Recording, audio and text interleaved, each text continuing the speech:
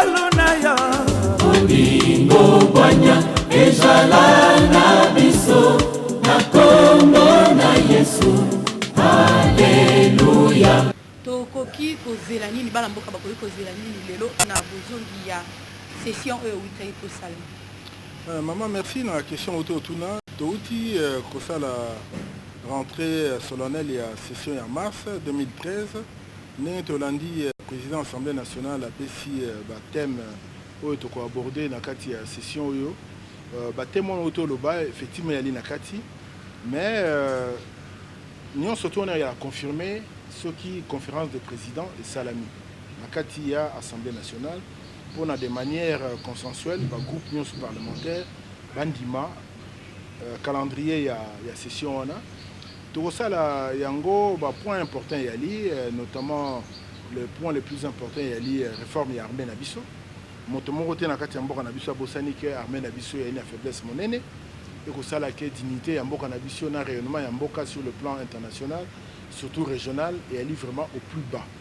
Il faut tout ça la attention na likambo wana de façon que topesa makoki koki na bana na biso bandeko na biso bali na mampinga oyo mosala bango yali kobatela ekolo na biso kobatela intégrité na ba citoyen so bali na kati yali échec monene makambo ebanda na mokili oyo depuis papa Kabila président Kabila a joué bonga ya ekolo, ça va faire plus de 11 ans maintenant 12 ans que tu en as armé et yali faiblesse moko oyo toza ko expliquer yango te tozalaki na tozana armé kasi armé oyo ko simba nde maboko lisusu ko tombola ngo poto ngobi tozalaka na armé te penza ezali mo matata mingi te yali matata te mama tant on a koloba na ko peser ba monyo soyo na za koloba toza na armé te tangela ngai bataille nini armé na biso gagner na mboka na biso moko te est-ce que ko benga yango armé ou bien ko benga yango ramasi ti lelo tozo ozela ba kangela biso général Tango Fort to moni yango na mte général Tango Fort azala na suspension honorable baba kanga kala mutu faut yo kaye il faut azwa tango ya kosamba na simande so bomoni kosamba na eza malamu te bakangi c'est basambisi baba ndi osambisa on déjà aza quand même autorité na FARDC ba kosambisi na balabala boyete na biso batunyo sote bongo moninga na biso nani oyo onosumba basambisa na vitesse point avec autorité avec une valeur te na mboka c'est na mboka na biso pona basambisa yo il faut na valeur justice auto lukaka yango na mboka motonyon surtout quel que soit niveau na ye soka salimbeba il faut basambisa ye ti lelo ngana kozela en tant que citoyen ya mboka yo na kozela basambisa général Tango Fort bakanga ye basambisa ye ba punir ye pona kopesa exemple na armée mobimba ali ye morote batangi ba rapport ya ONU bima etangi batebele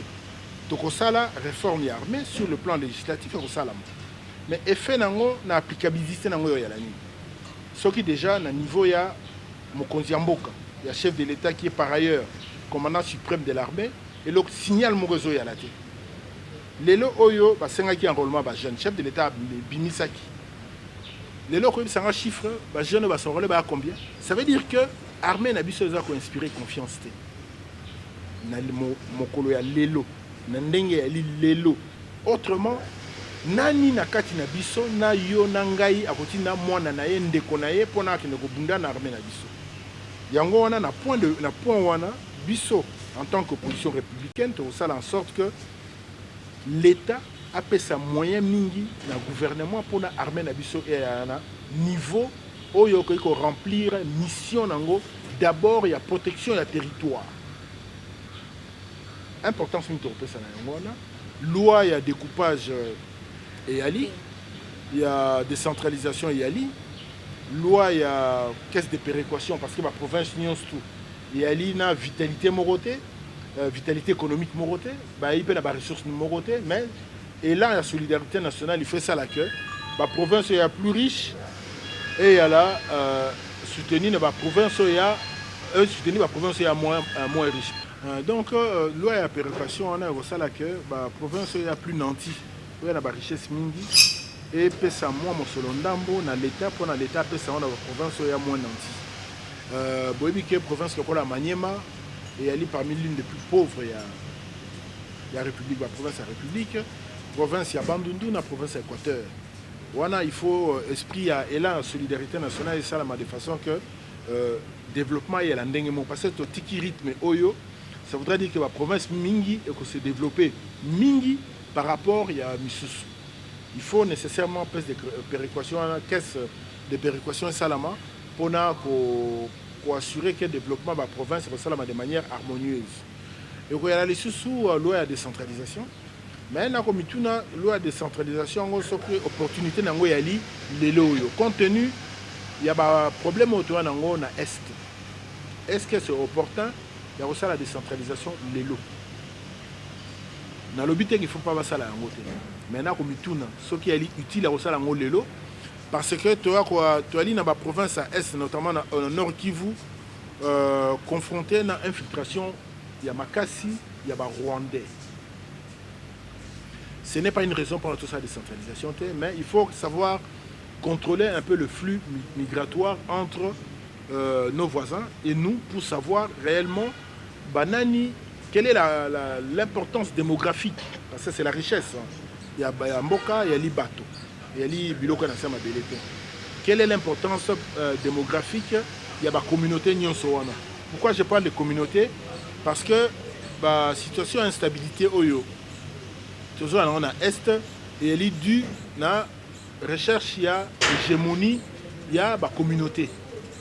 Vous voyez que tu as M23 par exemple, tu as comme la pointe, mais juste virgule mot ne balwa na Kinshasa wa to le la virgule mot na situation wana pour na koloba que tu as M23 na ya CNDP ba ki liboso ba militaire na bango ba boyeki ba kende na ba région mususu ke wana.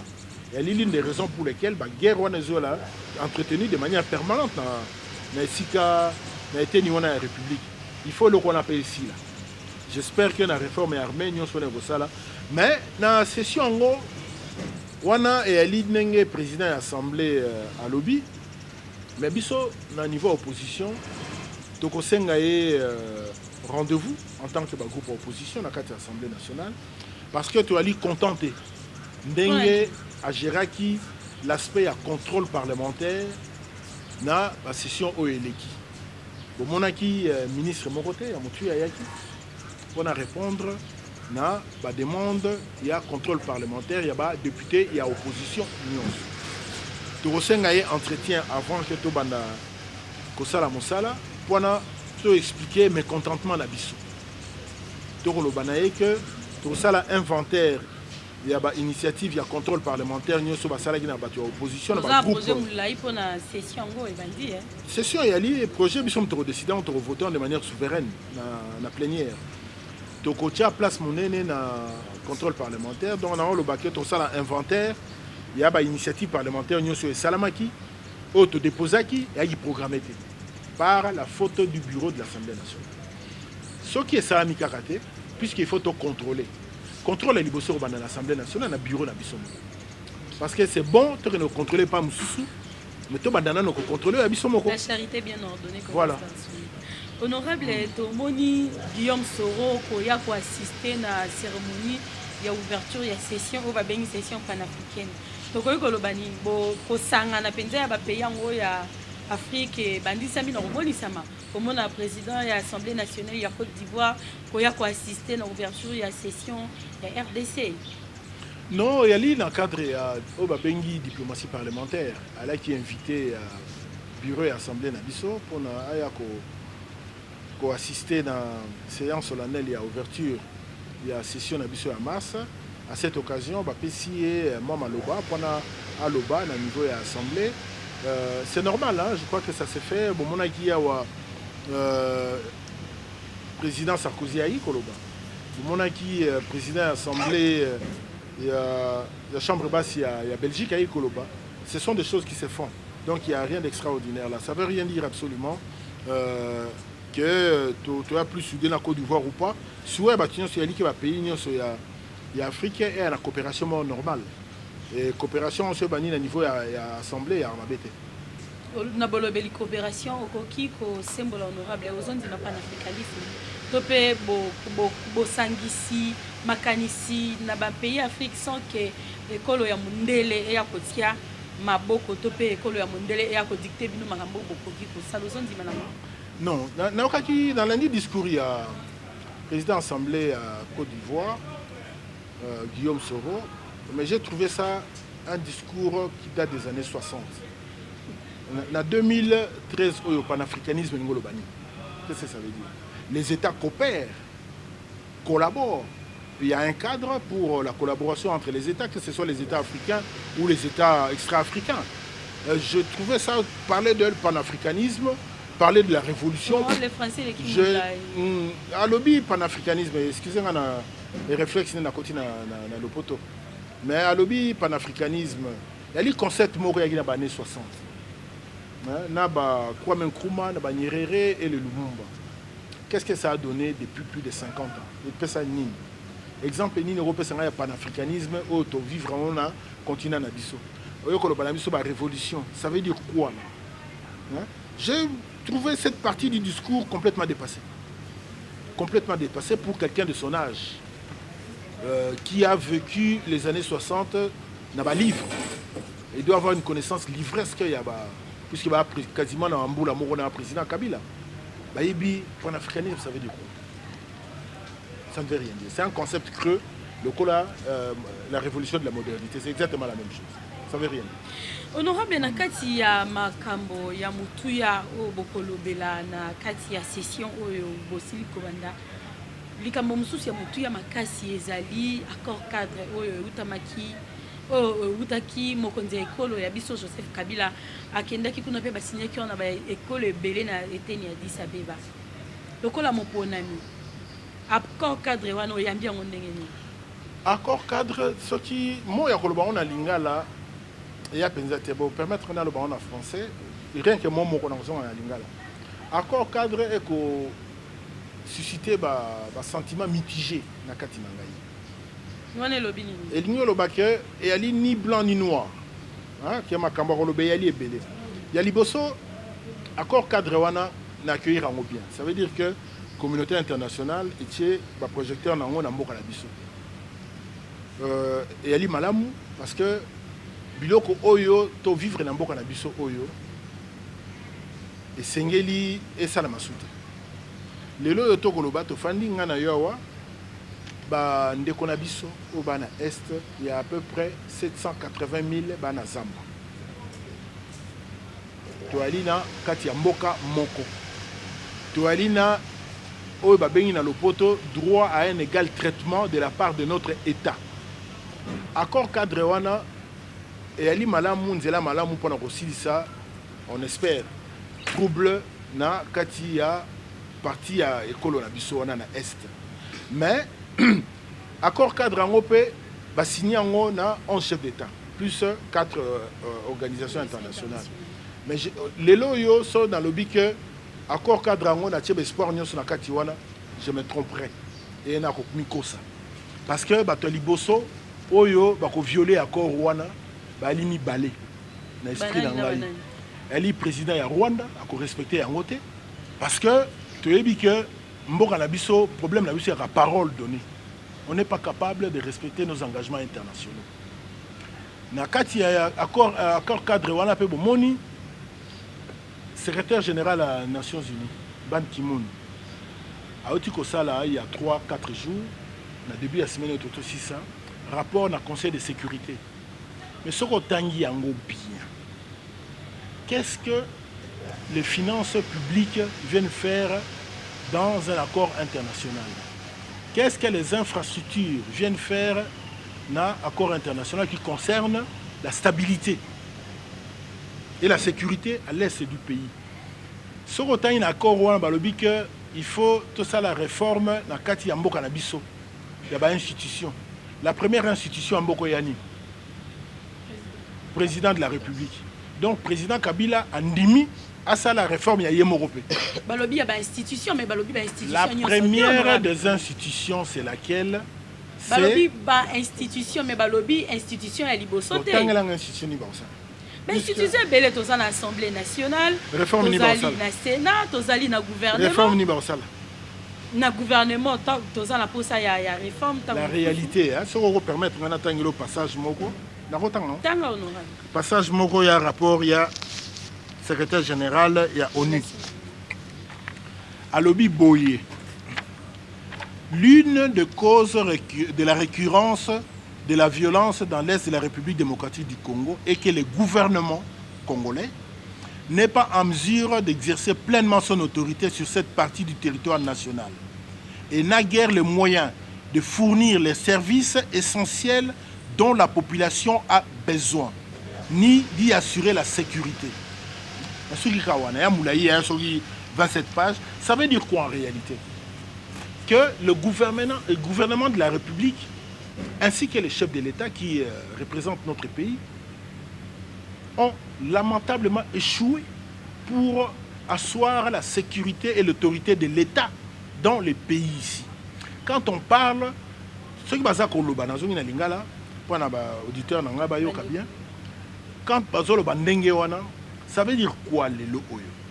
Que la finance publique na biso, na mosolo ya mboka na biso, corruption est belé. Conséquence, on a FMI, pour 130 contrats miniers. Et il y a la clarté, tout le monde est flou. FMI a zongi. Mais a zongi na tout le monde a zongi si. On peut s'en aller, ce qu'on a réponse, on a la réponse à la télé. Balobi que groupes armés y belé. Que tu as soir autorité de l'État. Balobi que service y a armé, service judiciaire et au salama malamouté. Même infrastructure. Secrétaire général de la Nation Unie Alobi, les services de base. Ça veut dire quoi les services de base? Et le Congo, il y a 5 chantiers. C'est-à-dire que maï, courant, nzela, école, hôpitaux, il y a un service de base aux populations zélaka dans l'État moko. Ce qui est secrétaire général de la Nations Unies a dit que l'État, la faiblesse de l'État pour donner à la population ces éléments de base, ces services publics de base. Ça veut dire en d'autres termes quoi? Que nous n'avons pas un gouvernement légitime au sens où le gouvernement n'est pas en mesure il y a qu'à répondre à l'attente de la population. Ça, c'est la partie où est concernée le cadre national. Deuxième partie, maman. Le que au niveau régional, il y a une émission, il y a des pays voisins pour couper ça, maboko na groupe armé où il y a un kachamboka na biso. Depuis que l'AFDL a pris le pouvoir, PPRD, ZUI, Siko Komi AMP, MP, bref, depuis que le président Kabila a reconnu Mboka na biso oyo. Guerre wana sila, sila te. Cause na ngoya nini, cause na biso to yebi que CNDP d'abord et puis M23 d'abord, balingi bafanda na Mboka wana pour deux raisons. Pour assurer la sécurité à Rwanda à travers Mboka na biso. Deuxièmement, trafic ya minerais. Quelles sont les décisions que le gouvernement n'a pas besoin de faire? Pour le balance, on a dit que l'absence de légitimité, on a que légitimité, l'élection est là. L'élection ne suffit pas pour qu'on soit en légitimité et pouvoir. Je rappelle encore une fois que la légitimité est du président de la République et toutes les institutions d'aujourd'hui posent problème. Le gouvernement qui est chargé de mettre en œuvre la politique de l'État pour rencontrer les attentes de la population a échoué aussi. Le Bogolobananga qui va chiffrer macroéconomique est libyen. Bogolobananga est certainement anticipé question de Libino. Les Libyens avancent. Les Libyens avancent. Les Libyens mbala liboso sali nini émission te broyer la ngango. Broyer la mutu passe na Libino mutu passe avant. Les loyo il va chiffrer bien croissance yalina 6,7 inflation et kitty. Mais tout le banano crédit à l'économie. Point liboso. Homme d'affaires yo yebi. Parce que to yebi. To vivant en mboko to yebi bato. Combien bali bazora ba crédit na ba institution bancaire ya état. Crédit nyon surtout oyo ba banque na biso capable à redonner. Pas ça na ba libanais. Ba pakistanais. Ba maman oyo yo yebi ngape na yebi. O bazora crédit mingi na pro crédit les bandeli tant moto ya laki soko yebite na osenga yo sala kama documentaire loin au côté na zandu sala documentaire wana lelo combien ba affaire na bango mata mingi bakoya mingi bateka bandako na bango mingi babotola bandako pona nini to oyo bapesaka crédit na mboka oyo et ali excessif. Ça le gouvernement ne le voit pas. Le gouvernement ne le voit pas pourquoi? Parce qu'à commencer par le premier ministre. Bah marché ce premier ministre appelle ça et ali de gré à gré. Na repère un exemple ni balé parce que la Kennedy n'a exemple et l'exemple na repère ça na côté ça repère l'Assemblée nationale. Na le bien on lelo pona lobby so ba fandeli yango boye ba ba fandeli yango. Premier ministre a tongi à refaire primature parce qu'il y a automate. Ndako ya qui déjà à refaire yango. Bah chiffre on a nango il y a 12 millions,5 de dollars. 12 millions de dollars. Pour qu'on refaire primature. Kotongate qu'on refaire. Après si yango nanani de gré à gré. Vous avez preuve non. Et là on a le bail ko engagé nga ali contre ayoki ke suyer aye droit de réponse ali loi le bien après droit de réponse à CPLT à quel tribunal tout le ministre la preuve kuna. Akamati après si na société oyo sojedi. Sojedi tambo mwamba ali actionnaire kuna même minorité ali actionnaire de gré à gré. Loi marché public a raté na mboko. Le premier ministre est au-dessus de la loi. Premier exemple, dans Rolandé Langopé. Deuxième exemple, dans Robank, dans 8 millions de dollars, pour rafraîchir l'aéroport, il y a un gil, il y a un aéroport Moraka, Yanjil, pour le cadre à francophonie. Cadre à francophonie. L'aéroport en Obino, Nabiso, Tokendekuna, Bomona, et là, ça a la valeur à 8 millions de dollars. Et s'il était, une société Oyo, Bomona qui en a TV, il y a une semaine, Alpha Airport. Alors, Binini a un aérogare moro préfabriqué, Mbongo et Zouami, Pona Basala Yango, et au Salama de gré à gré, Bonitata. Mbongo Yayo, il y a poche Nayo, héritage Nayo, Mbongo Nabiso sur Congolais. Dans Mbongo Nabiso Congolais, au-delà d'un certain montant, je crois que de mémoire, il y a 50 000 $. Marché, il faut y avoir un appel d'offres. Appel d'offres, ça y a un wapi.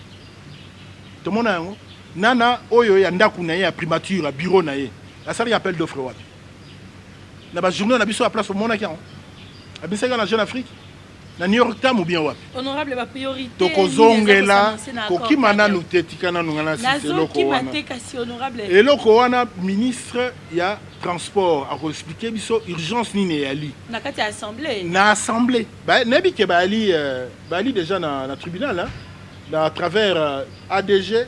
Un certain Bilengui Abdallah, un repris de justice, qui est déjà en justice en 2003, je crois. Na DGNA et Dikioni qui défend pour l'instant, en tout cas, moi j'adresse des fleurs à DGA et Dikioni qui a porté l'affaire au niveau de la justice. Il faut respecter la loi en Moka. Tu vois, quand tu as dit on a biso kakaboy.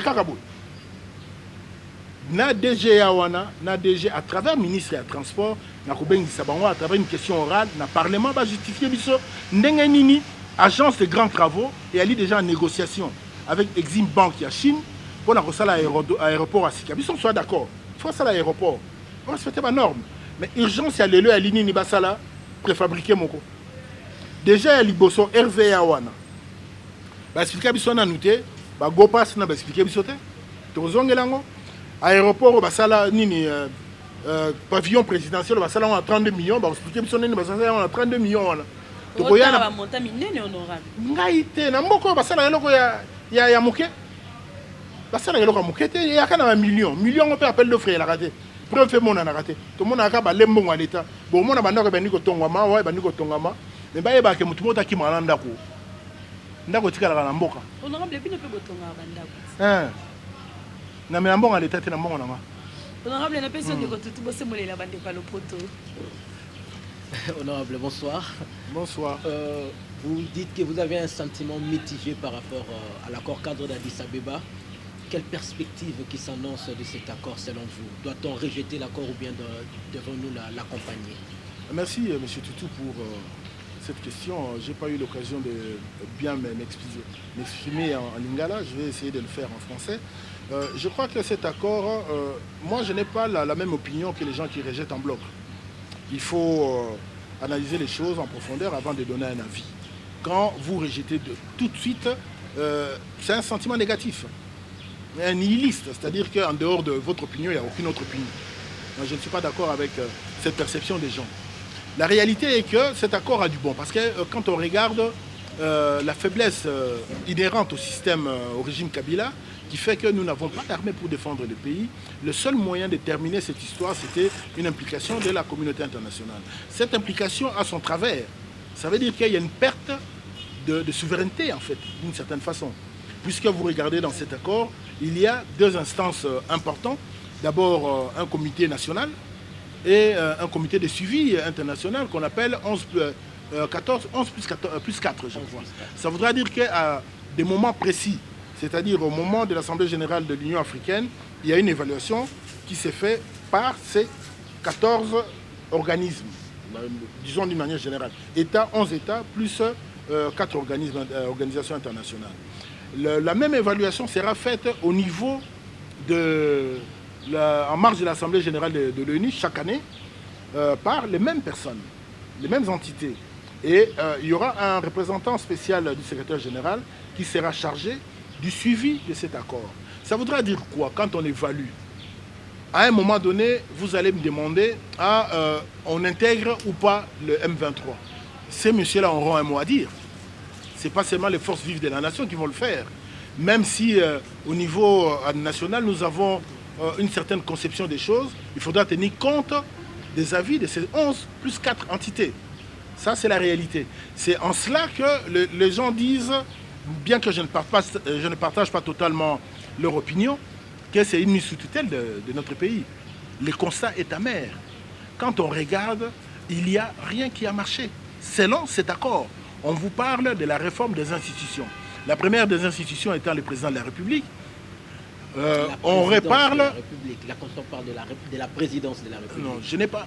Dans l'accord, on n'a pas parlé de la présidence de la République. On a parlé des institutions de la République. Je vous dis que la Constitution parle de la présidence de la République comme la première institution et non de la personne du président de la République.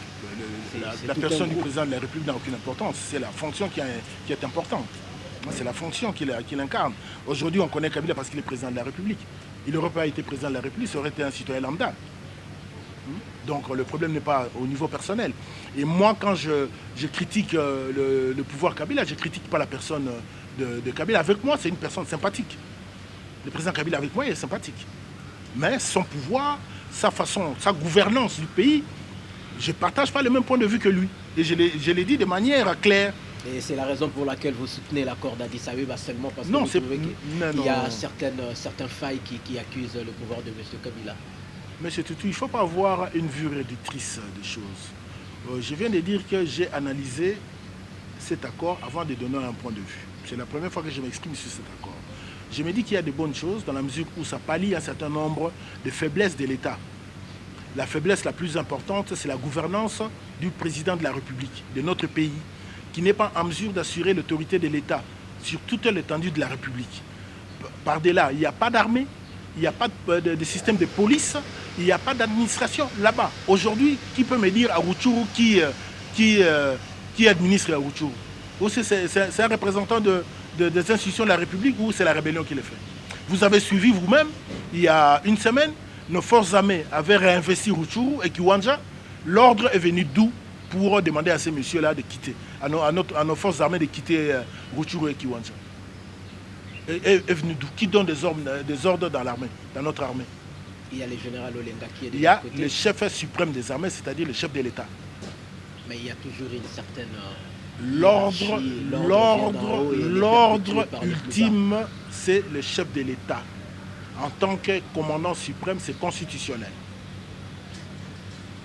Mais est-ce que vous croyez que cet accord donnerait vraiment une paix durable en RDC? Ça dépendra de l'implication des uns et des autres. Je l'ai dit en d'autres termes, je ne crois pas que le problème sera résolu, à moins d'une contrainte qui viendrait éventuellement d'une force internationale. Vous remarquerez que dans cet accord, on n'a pas parlé d'une force internationale.